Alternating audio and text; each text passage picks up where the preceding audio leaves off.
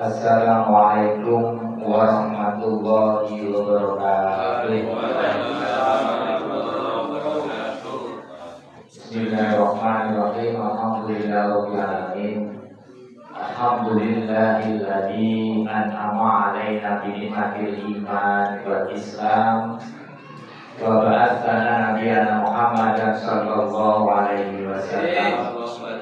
Asyhadu an la ilaha illallahul malikul quddusus salam wa asyhadu anna Muhammadan abduhu wa rasuluh. Masya Allah wa ala alihi wa ashabihi ajma'in wa man tabi'ahum bi ihsanin ila akhiril ayyam. Hadratan mukarramin wa para alim para ulama para kiai wonten Mbah Taufan, Mbah Wo, wonten Bapak Kepala Sekolah SMK Daerah 1 yang saya hormati, Bapak Ibu guru ada dari SMA Nabiuddin, dan tidak lupa para santri-santriwan, santriwati-santriwan Pondok Wiwitane Gumelar yang dirahmati Allah. Monggo sambil dimakan dulu santai mawon. 5 berita gembira menjelang kematian. Kita nggak usah takut berbicara tentang kematian, tentang mati. Ya, baik. Dalam bahasa Arabnya al-bisyaratu indal mauti ala khamsatin aujubin. Al-bisyarah itu kalau di pondok biasanya hafal. Bisyarah itu sesuatu yang menggembirakan. Rasulullah sendiri diutus oleh Allah supaya basirau wa nadhira, yaitu memberi kabar gembira kepada umatnya yang taat. Bagi siapa yang taat nanti akan mendapatkan reward berupa surga. Nadhira sebagai peringatan yang tidak taat nanti ada ancaman berupa neraka. Jadi bisyarah itu biasanya lajang pondok itu diberikan setiap akan hari raya. Berarti nilainya tidak seberapa. Kalau nilai seberapa itu namanya ujur. Ujur itu upah. Kalau bisyarah itu cuma nilai wong ati. Al-bisyarah itu indal mauti khamsatin ala khamsatin al-jibin. Berarti ini berbicara tentang kematian, betul. Apa itu mati? Mati sempurna itu ya lepasnya nyawa dari tubuh. Artinya kalau tubuh ini rusak, tapi kalau roh nyawa itu tidak bisa rusak, dan itu nanti tetap hidup abadi sampai apakah nanti di neraka atau surga. Ini jelas di dalam surat Al-Anbiya 35, kullu nafsin dha'iqatul maut. Ini merupakan keniscayaan, suatu keharusan. Setiap jiwa pasti merasakan mati. Nah, sedangkan Allah wa nabluukum bisyarri wal khair. Ternyata Allah menciptakan kita ini supaya kita ini merupakan ujian. Disyarri diuji dengan ketidakbaikan atau keburukan, wal khair diuji dengan kebaikan. Kelihatannya diberi materi, jabatan, tapi ternyata itu merupakan ujian. Wa ilaina turja'un, dan kepada kami Allah lah kita ini akan kembali. Nah, apa sebabnya orang itu mati? Menurut asumsi pengetahuan orang itu karena sakit. Apakah mati harus sakit dulu? Tidak. Berarti ini tidak mutlak kebenarannya. Jadi mau mati itu mesti kemarin itu di berita TV orang yang berangkat haji, gimana meninggalnya? Di pesawat, padahal berangkat itu masih sehat, ambil karo bujune ke toilet, dia meninggal. Berarti sakit itu mesti harus mati. Nomor 2, apakah mati itu harus tua? Nah, ini berarti benar tapi tidak mutlak. Benar tapi tidak mutlak. Kalau tua dulu berarti orang tua sama anak matinya harus lebih dulu mana? Orang tua. Adik sama kakak? Kakak. Tapi adakah anak lebih mati lebih dulu daripada orang tua? Ada. Nah, itu berarti benar tapi tidak mutlak. Tapi kebanyakan hampir benar itu nyapa kok mati jantungnya? Kalau jantung itu mesti benar. Kalau jantung, tapi jantungnya ada. Ini rada benar. Tapi ini asumsi orang-orang. Tapi yang paling benar otomatis adalah firman Allahnya kok mati, yaitu walikul likumatin ajal. Fa'idahnya ajalu layak takhiruna sadan walayak takhir. Nomor satu, mengapa mati? Karena orang itu ada batas hidupnya. Batas hidupnya disebut bukan takdir, itu kata Tuhan. Ada. Nah, bagi umat setiap manusia itu ada.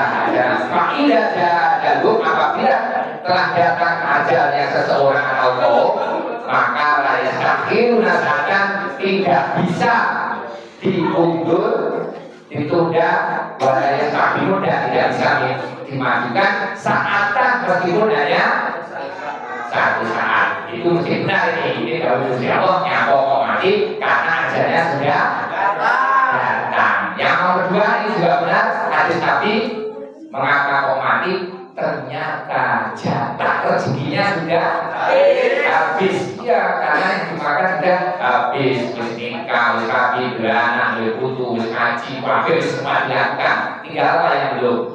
Mati. Maka kemudian Nabi innahu latamatu nafsun hatta yastamila rizqa.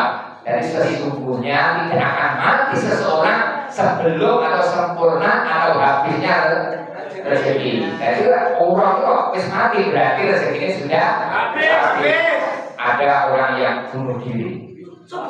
Ya, bunuh diri yang belum sumur. Nah, ternyata dia tidak mati. Nah, setelah diangkat diselamatkan diberi minum susu. Nah, setelah minum susu loh, bunuh diri mati. Berarti bunuh diri yang pertama tadi masih hidup karena masih ada rezeki. Iya, masih ada rezeki yang belum dimakan, diminum dan berada itu berarti contoh susu. Nah, kebanyakan manusia itu terhadap mati itu takut, lari apa mereka lari. Ini jelas surat Al-Jumu'ah yang bacanya kul innal mautal ladzi tafiruna minhu fa innahu mulaqikum thumma turaduna ila alimil ghaibi wasyahadati fa yunabbi'ukum bima kuntum ta'malun. Qul dawasira Muhammad innal mauta satemene perkara mati iku alladzi tafiruna. Kabeh wong padha lari dengan kematian. Jalannya ya mau mati. Pakai naung lagi meskipun kau akan lari pasti mati itu akan menemui dirimu. Sumat dua dunia kalian nanti akan dikembalikan ila alimil ghaibi terhadap Allah yang tidak maha. Maka tahu yang goib.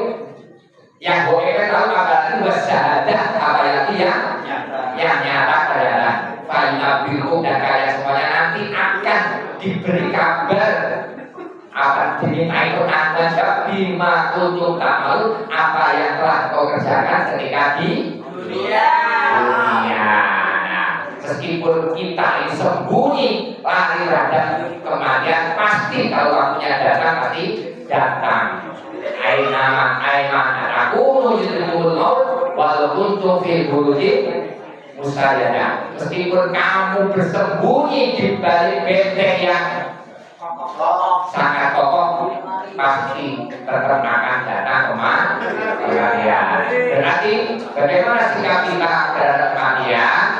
Kata Rasulullah, justru kita harus banyak mengingat mati. Orang dan itu siru dikroh hadiril badan. Perbanyaklah ingat akan sesuatu yang menghalangi kenikmatan. Apa itu? Yaitu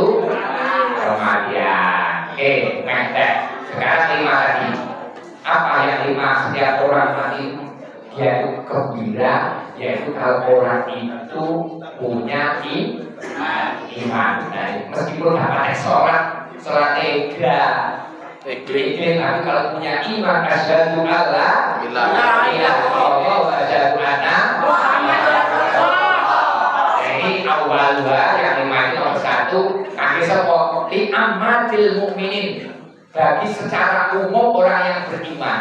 Yuqalu lahu, dikatakan kepada orang yang beriman, orang yang beriman, la takhofu, kalian jangan takut.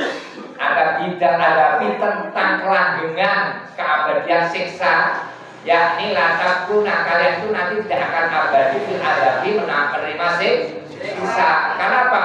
Mungkin bayas fakulakum ambiya, mungkin kita itu nanti akan menerima syafaat dari para nabi, bahkan syafaat dari wasolihun.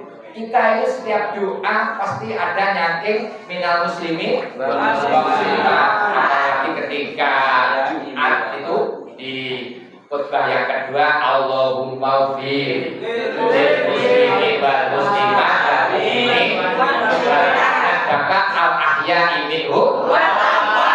Kalau doanya tersampai berarti kita ini gara-gara doa itu kita diampuni oleh Allah. Ini orang-orang yang soleh ini. Wala tahzanu, orang-orang yang beriman, janganlah kau susah.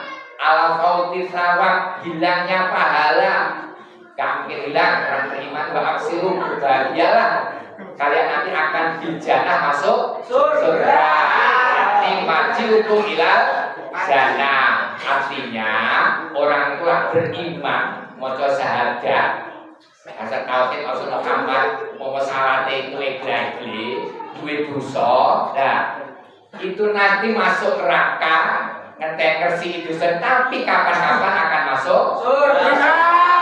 Inilah keuntungannya orang beriman. Maka bagi orang beriman, orang rasa takut, orang rasa nomor satu. Nomor dua, nah, yaitu mukhlisun, orang yang ikhlas. Orang yang ikhlas itu orang yang beramal itu karena mencari ridho Allah, tidak ingin cari balasan, tidak ingin cari pujian, tidak ingin karena ada orang lain atau riya. Nah, itu orang ikhlas itu dikatakan asani. Yang nomor dua, lil mukhlisin, bagi orang yang ikhlas itu adalah beri kabar gembira, yakni yuqalu lahu, dikatakan pada orang yang ikhlas, orang ikhlas, la takhofu, kalian enggak usah takut, udda amalikum, yaitu ditolak amal kalian. Karena fa inna amalakum, sesungguhnya amal kalian semuanya makbulatun. Apa makbulatun? Diterima. Wala tahzanu, dan janganlah engkau susah. Ala fauti sawab, hilangnya pahala. Karena fa inna lakum sawaban udapan, orang itu kalau ikhlas pahalanya justru dilipat gandakan. Nah inilah nomor satu, orang yang mukmin, rasa khawatir, rasa takut dengan kematian, berbahagia, bergembira. Yang nomor dua, orang yang beramal dengan ikhlas. Tapi ikhlas itu harus proses, karena tidak bisa langsung ikhlas, nah itu nanti bisa proses dulu. Dia itu senengane nyemplungne pulsane 2000 nganti saiki mangga 2000. Omongnya sedikit ikhlas lebih baik daripada banyak tidak ikhlas. Mestinya banyak ikhlas daripada sedikit, lebih baik daripada sedikit tidak ikhlas. Oke, nomor 3. Siapa yang berkabar gembira, yaitu orang yang bertaubat. Ya, asalis yaitu orang yang taibina, orang yang taubat. Mengapa bertobat? Karena bagaimanapun karakter normalnya manusia itu mesti punya dosa, punya salah. Isa itu makhluk Allah buat lisan, yaitu mesti duwe satu. Jadi wong kuwi mesti bosa api-api tahu berbuat elek meskipun kecil. Saelek-elek wong tahu berbuat api. Tapi sebaik-baik orang yang berdosa adalah orang yang mau bertaubat. Nah, orang yang bertaubat ini dikatakan iqallahu, orang yang bertaubat, taibin adalah taibun, la takhofu, janganlah kau takut. Min dunubikum, dari dosa-dosa kalian. Fa inna, dosa-dosamu itu karena kamu mau tobat, maghfuratun di ngapura, diampuni laku pada sira kabeh. Wala tahzanu, dan jangan kata susah ala qauli sawab, hilangnya pahala tidak akan hilang. Apalagi kamu ma'afal tubat dan taubat, kamu berbuat kesalahan. Setelah berbuat kesalahan itu kamu mau bertobat. Nah, orang yang bertobat disebut taibin atau taibun. Tobat, soto, tobat dan tobat umat. Kalau kapal lombok ada, kapal lombok itu apa? Kapal lombok itu pedes dan mangan rujak dan mangan gado-gado, kumpul des bos aku, tapi sesuk dikele rujak neh. Oke, yang nomor 4, orang yang zuhud. Apa zuhud? Zuhud itu adalah sikap hati yang tidak terlalu terikat dengan dunia dan segala kenikmatannya, melainkan lebih mengutamakan kehidupan akhirat. Aku bodoh ki orang gugur, wong numpak ninja, numpak CP, numpak orang gugur, paciro orang gugur. Nah, itu namanya zuhud. Tapi kita sebagai manusia tetap ikhtiar perkara sugih utawa ora kuwi wis takdire Gusti Allah. Nah, kepada orang zuhud, nah ini jawaban kabar gembira surat kepada orang zuhud. Orang zuhud, la takhofu, kalian gak usah takut. Al-hasro, yaitu tempatnya ororo, maksa, wal hisab, tempat perhitungan tidak usah takut dengan padang masar, dengan hisab, wala tazanu, dan gak usah susah min nuqsatil adab, yaitu dimana kurangnya suatu amal. Tapi tidaknya kalian itu berhasil bil jannah, kalian nanti akan masuk surga. Bahkan orang yang zuhud, yang tidak punya, orang yang tidak punya banyak harta itu bila hisabin, yaitu tanpa hisab wal adabin, bahkan masuk surga tanpa disiksa. Sudah dengan cerita bahwa wong sugih kuwi mlebune swarga keri timbangane wong melarat. Piye marang sugih? Melarat. Ya enggak, kita sugih wajib, tapi tidak kumandil yang boleh sugih, kumandil yang boleh awalnya bayar yo bayar, awalnya sedekah yo sedekah. Orang umum jelas. Tahu dengar siapa sahabat yang paling kaya sendiri? Abdurrahman bin Auf. Abdurrahman bin Auf itu pernah ada orang yang terkaya, sahabat Rasulullah yang terkaya, didapatkan wasiat oleh Rasulullah. Abdurrahman bin Auf, kamu nanti masuknya surga belakangan. Ngomong itu yaitu susah setengah mati. Setiap punya harta dihabiskan, setiap punya harta dia sodakokan. Tapi justru setiap harta disodakokan bukan malah habis, tapi malah bertambah, sampai supaya tidak ada manfaatnya. Hak uang itu loh diberikan kurma gosok. Itu kalau kurma gosok itu sebenarnya gunanya harga yang standar, tapi ternyata untuk ngobrol kurma wakil. Lalu di sana ada wabah penyakit itu bisa hilang kalau diobati dengan kurma. Kurma gosok yang murah malah larang. Paling uangnya belajar sugih. Lagi uang itu kurang, kalau perlu uang itu kan oleh itu derajat sugih. Tambah itu loh, ada lemah itu pembuat, terus tambahnya yang boleh lemah dibayar. Padahal memang buah derajat sugih, derajat sugih boleh lah. Ini makanya orang zuhud yang tidak mati dengan harta itu nanti hisabnya mudah, masuknya surga lebih dulu ditangani oleh sugih. Sugih Ya, sugih tapi sing Dermawan. Mana aku kesulo aja.